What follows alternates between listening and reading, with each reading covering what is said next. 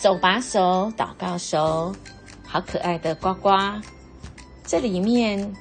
一定是藏着一个人，不是真正的青蛙，但是呱呱却是能够让所有的孩子其实大人也一样哦，非常喜欢它。我们看到它的肚子其实很 Q 的真的很想要抱抱它但是真的是人跟玩偶也一样哦，布偶之间我们是都要有界限我们看到这个布偶除了觉得它很欢乐之外，你有没有第一个反应是什么？其实音乐牧师po在FB 或动态里面，很多人的第一个反应就是哇，里面的人好热哦，好辛苦，好累。是这大热天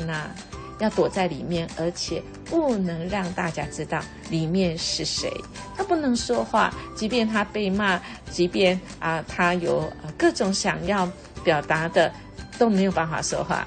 那么我们想，这里面的人何以他愿意这样做呢？其实正如在马太福音神说的一样，你们中间谁愿为大，就必做你们的用人；谁愿为首，就必做你们的仆人。这群夏令营的同工志工，虽然年纪小，他们却是知道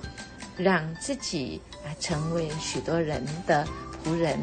仆人的领导其实就是耶稣给我们的示范哦。